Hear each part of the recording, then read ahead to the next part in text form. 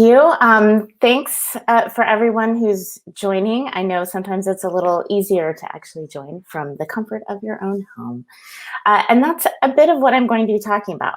So what's fun about this is I actually originally pitched this talk in like January or something like that. So there's been a few changes that have come up, obviously, since then. So I'm going to talk about today, so we all have these distributed teams right now. So how do we make sure that we're all on the same page? We're working towards the same things when everybody's sort of, doing their own thing. So right now we're all remote. Originally, this was a question mark, are you remote? But no, pretty sure we're all remote now. And right now we're all distributed, right? For some of us, that means distributed across the city. For others of us, it specifically means distributed globally, right? Let me get my screen fixed here. Sorry about that. So when it comes to being distributed, being global, that takes us to a whole different realm, right? So we're not just talking somebody who's in another part of Seattle, which is where I'm at, or even another part of the country. It's, dealing with time zones and all of that different stuff. So those are some of the things I'm going to go into today. And when it comes to being remote, first off, I want to make it clear. One thing I'm not going to do is talk about like, oh, this is how you do Zoom, or we've read the million blog posts and seen all the presentations that have specifically talked about, now that you're remote, this is how you do it. I specifically want to talk about how to make sure that your team is still working together well. And this is beyond what's happening with COVID and everybody being remote. Again, this is something I've been doing now for 4.5 years of being completely remote and managing teams. So let's dive right in. First off, communication is hard. Like even when you're in the same room with somebody, how many times have you been in the same room with somebody, you walked out of the room, and somehow you both had a completely different conversation and you understand things differently, right? So imagine, everybody's connected through Zoom or Teams or whatever the app is that you're using. Communication is just hard. So what are some of the ways that we can do it now that you're definitely not in the same room with folks to make sure that that's going a little better? First of all, especially if you're dealing with global, right? You really want to understand that not everybody works the same way. Yes, we may be speaking the same language, but I can't tell you how many times I make some reference of, the other day I said, hitting it out of the ballpark. Didn't even occur to me that that's some random sports thing that we say here in the US, and not everybody knows what that means. And somebody had to Google it and said to me like, wow, I didn't know that you made sports, that you knew anything about sports. And I was like, that's a sports thing. I felt kind of ridiculous. It just flew out of my head without even realizing that it didn't make sense to the person I was talking to.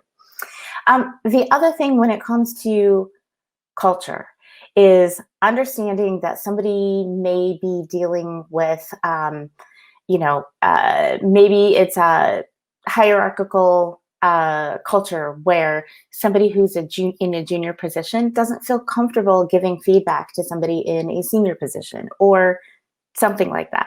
So taking that approach that everyone is working differently, you're coming from different cultures, assume initially good intent and sort of make sure that people are coming at things with empathy.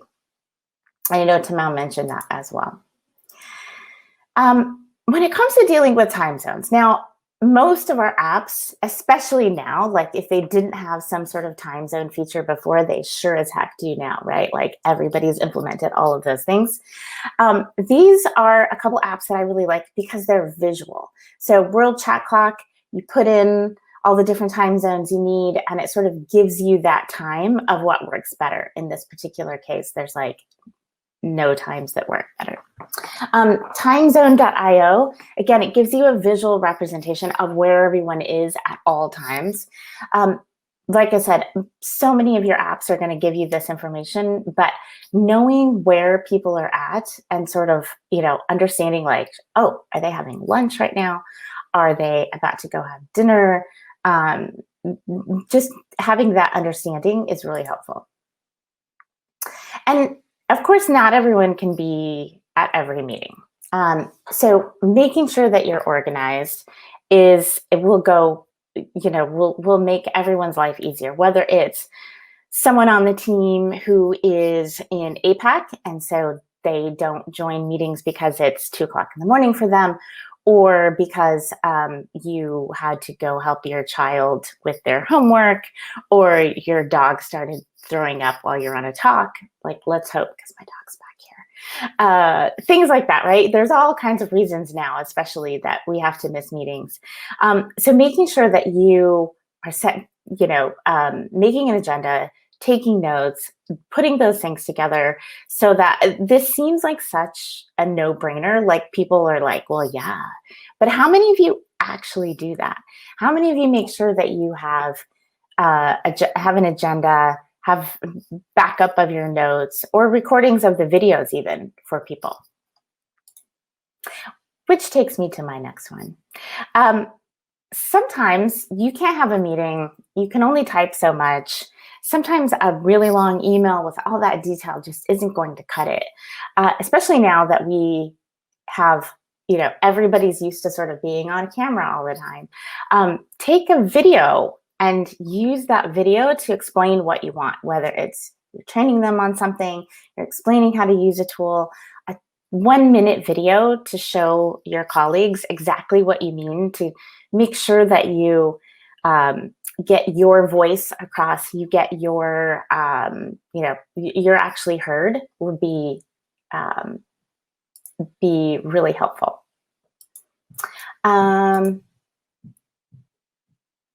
Sorry, just, okay. And update often. So sometimes, you know, you get feedback or you hear people worry that, that you're, you know, are we over communicating? Are we giving too much information?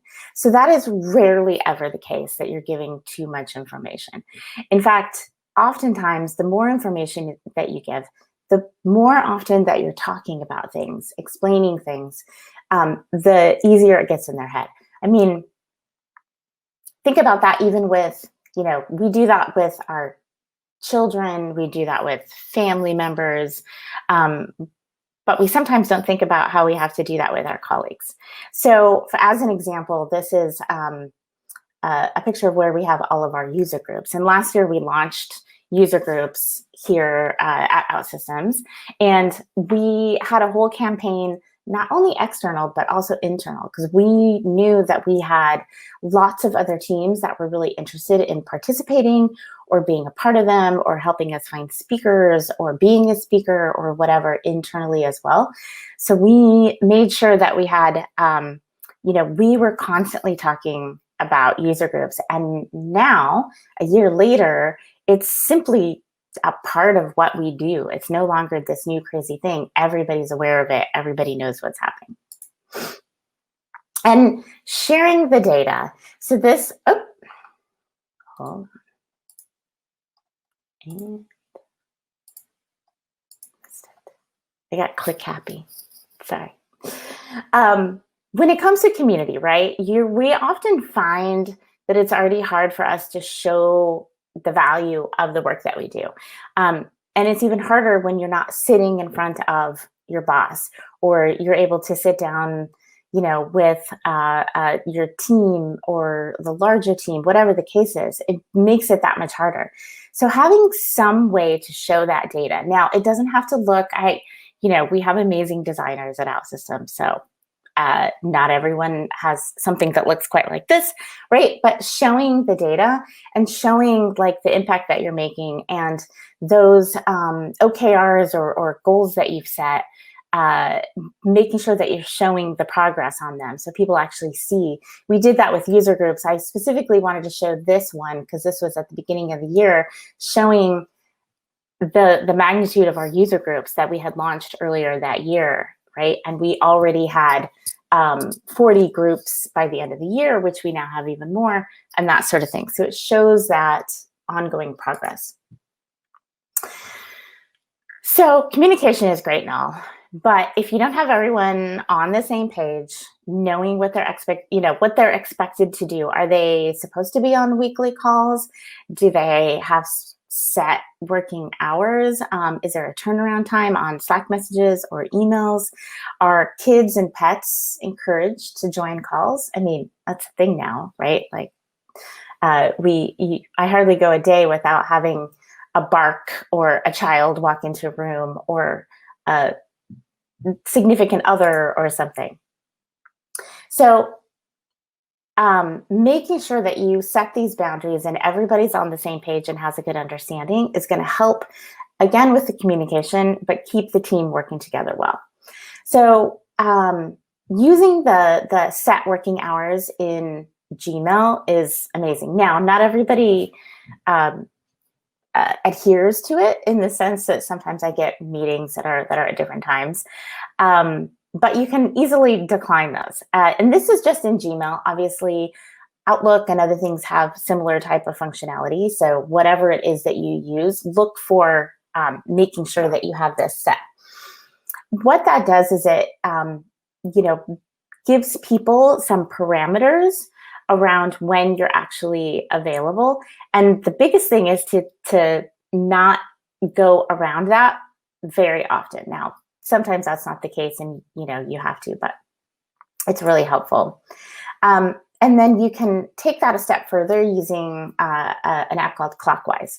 It essentially lets you kind of coordinate your day in various ways. And when you have everyone on your team using it, it will automatically give you chunks of working time and put all your meetings together, and you can give it all the settings and all of that. So it's a way to just sort of enhance that.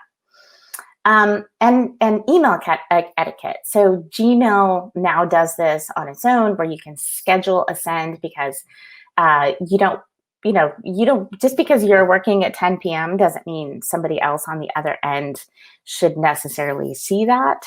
And if you're working in different time zones, you don't want to send an email to someone when it's 8 p.m. their time, and they're probably still checking email, but you don't want them to respond. My team, no matter what, when I say I'm sending you this message, you don't respond, they will still respond. So the key is sending it at 3 a.m. their time when they don't see it. And again, so taking that from Gmail or whatever app you use, Boomerang is a way to enhance that. It gives you some more options, schedule recurring messages. You can set a message to bounce back if they haven't responded, things like that. So this gives you that next step up. And sorry, I think a lot of us are using Slack or some sort of messaging platform. Again, a lot of these have this. I was really excited when Slack made it seems like a very minor change, but it shows what time zone somebody is in, right? So it sort of makes you pause of should I send that message? But the biggest thing here for Slack, and again, for any app like it, is actually turning off your notifications when you're not working. So I automatically set mine that at 9 p.m., do not disturb goes up, and it doesn't come back on until 6 a.m. Now, that doesn't seem like a huge amount of time, but when most of your colleagues are in Europe, that's huge, because you would wake up, I would wake up in the morning and just have a million messages, or I might start seeing messages coming through at night.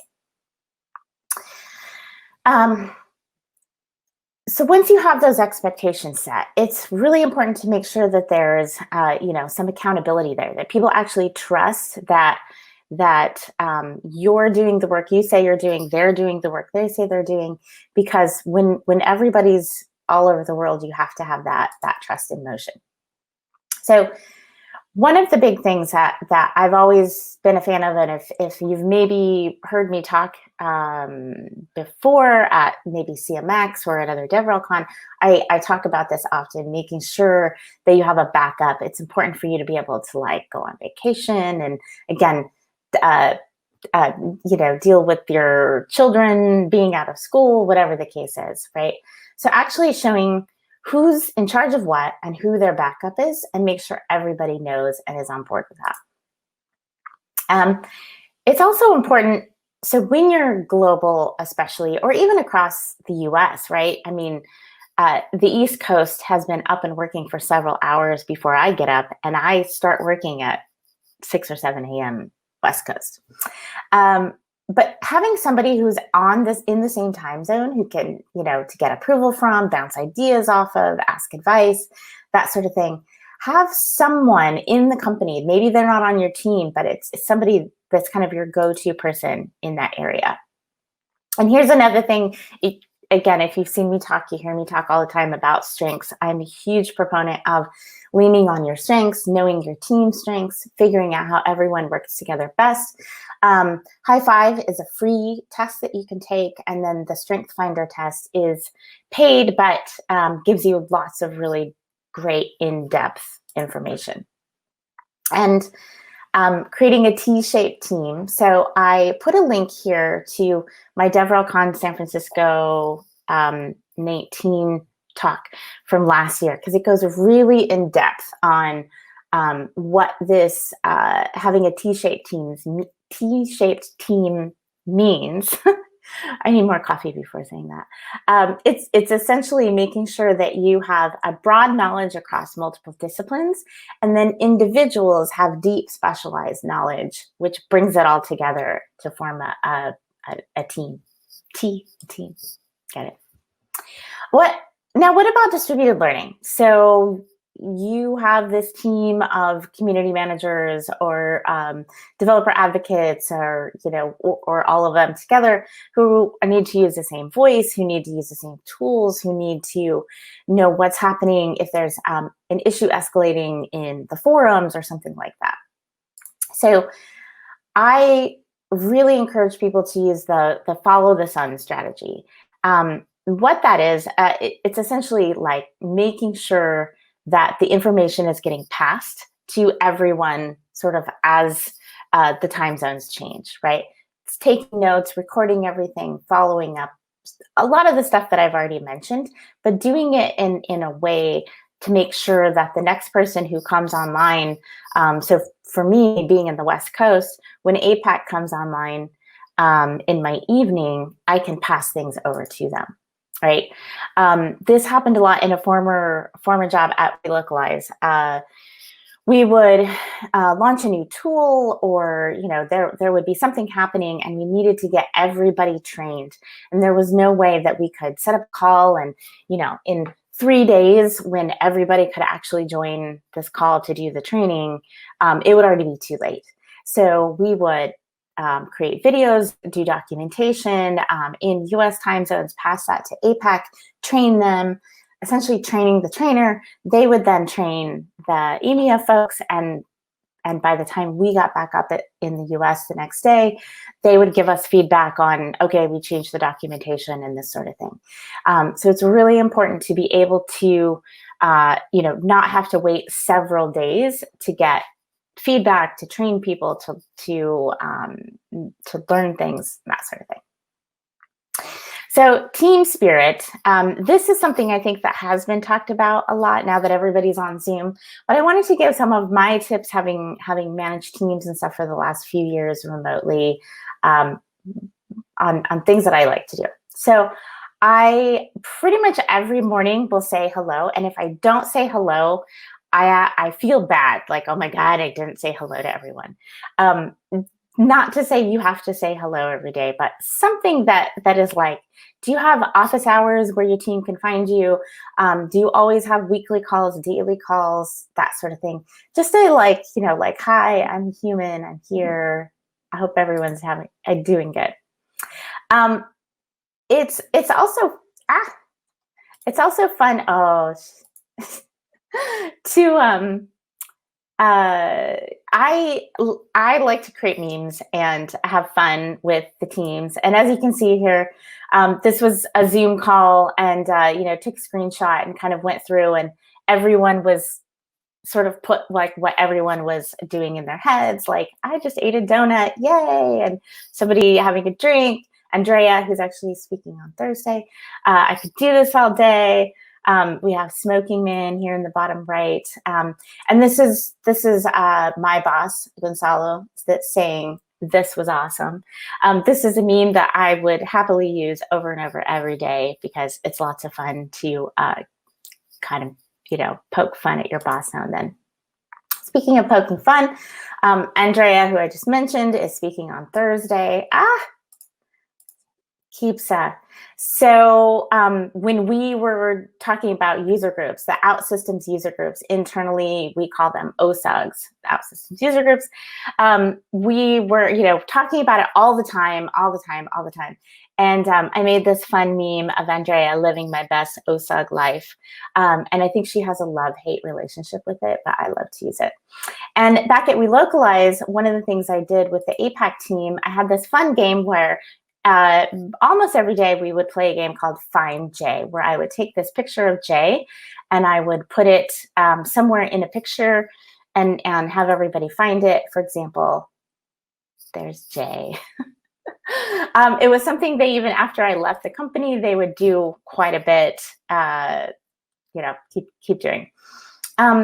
Making it personal. I know, again, we're all used to Zoom now or whatever, but actually showing your face, and whether you have to put up a background so nobody can see that, like your kid playing in the background or whatever the case is, and checking in and having those coffee talks and water cooler chats and things like that, having them scheduled and actually doing them, making it personal, really helps people feel connected. And this is one of my favorite tools, Kudo Board. It's really awesome. If you're in an office, you can pass around a card. Although nowadays, will people do that with like COVID? Pass around a card in the office? I thought that maybe even when you're back in the office, you'll use this. It's a great way to essentially have everybody sign a card and send it, and you do it digitally. Okay, so communication is already hard. Let's make it easier.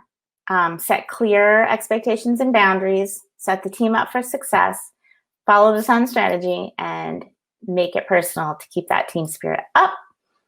Here are a few resources, and thank you very much.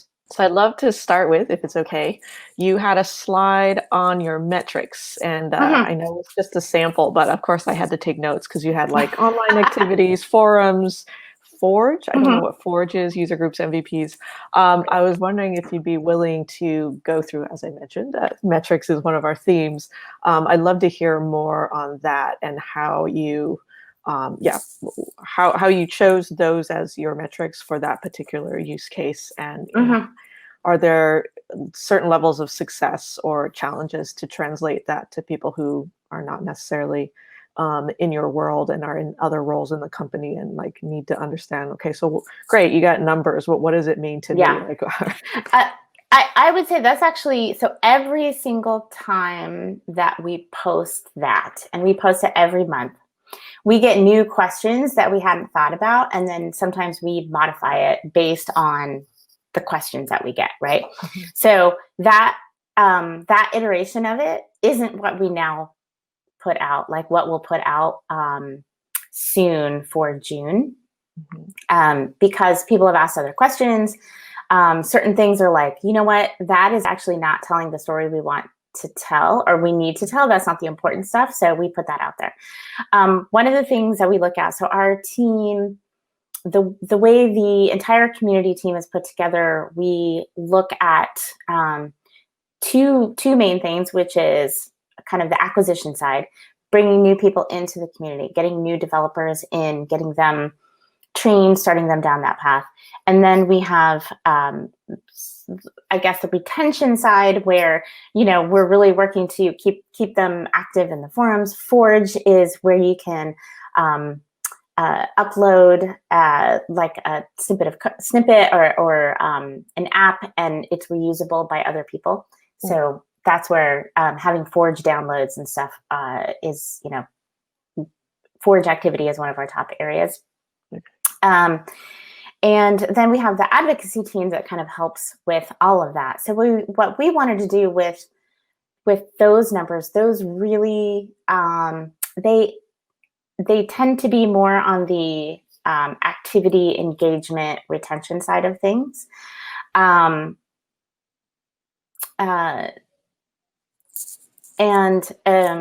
Sorry, I just got distracted. This like my monitor is too big. So what we try to do with that is make sure that we're showing month over month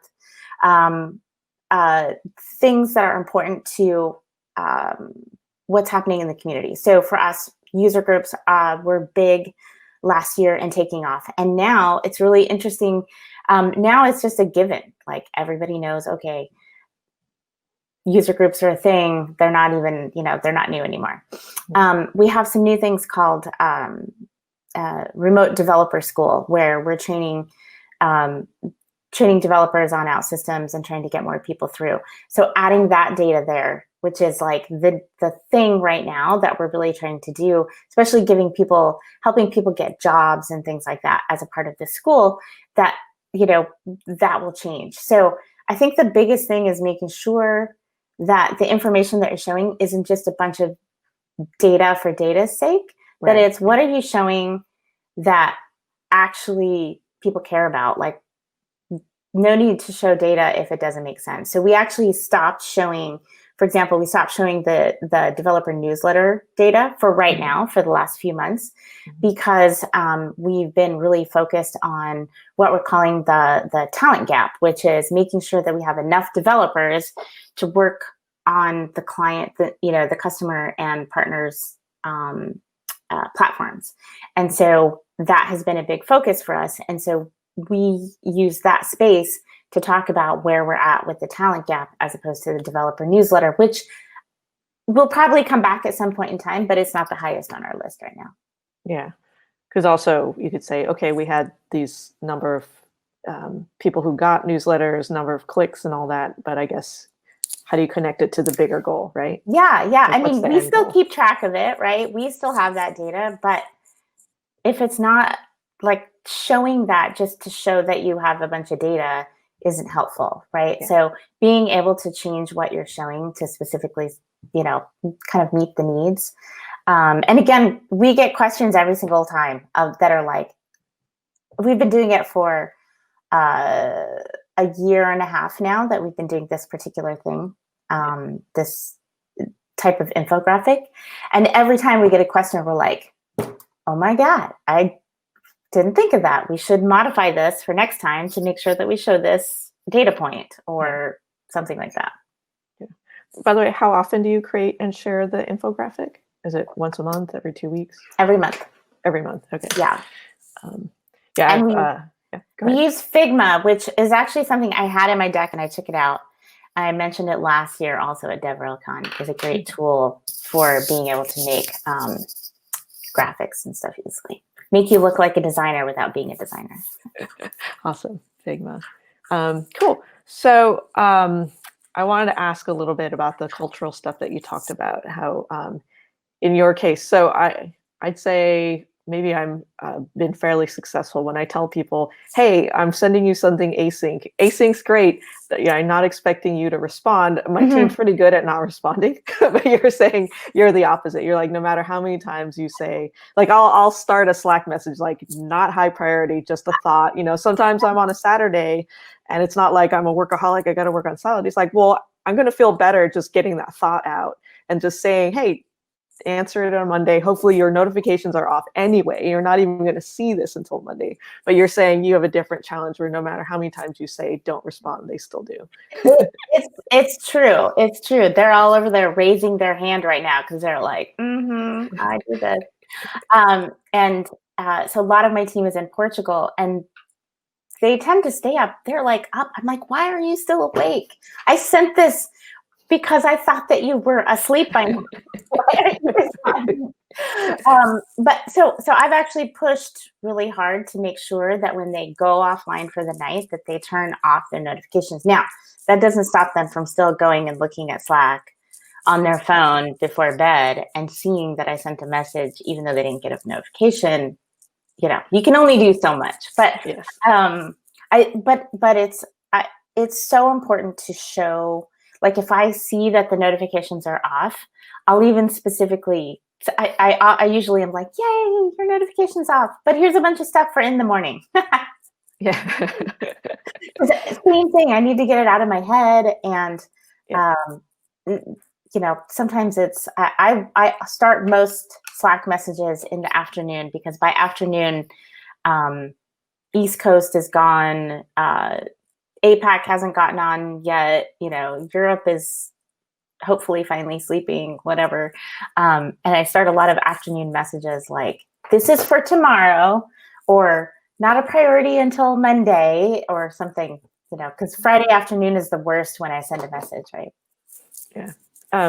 And I'm always trying to not multitask. And so one of the things that's beautiful about async is if I know I can send something out and I'm not going to get a response to have to like bounce back and forth, like I love that. So Yeah. sometimes that is almost the motivation to be working on someone else's off time. And like I said, yeah, if you have a culture where they still try to respond, then I appreciate these various tools that you mentioned to set a timer so that like you can get the thought out, but it actually doesn't get sent until a particular time. So, yeah, email especially. yes. I know you can do it in Slack as well, but for me, it seems like email is where we send a lot of, maybe we're dealing specifically with community members, or something like that. Like I don't necessarily want a community member to know that I'm just getting to their email at 10 o'clock at night or something like that, right? Like, nah.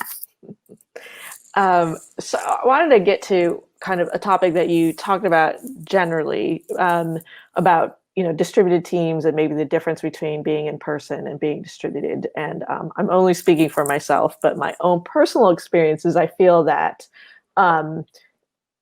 there may be challenges to moving things online, but in some ways it makes us better at a lot of the interpersonal things that we need to do, that when we're in person we need to be doing them anyway, but we get a little bit, I don't know, it's not lazy, but like we get kind of in the groove of certain social interactions, and we may not be as alert as we should be about, I noticed you made a face. Like, Yeah. did you have a concern about something I said?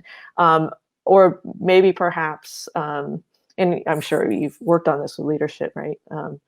We learn these practices, but sometimes it's socially uncomfortable. Whereas maybe in Zoom, you've given like license to be more proactive, right?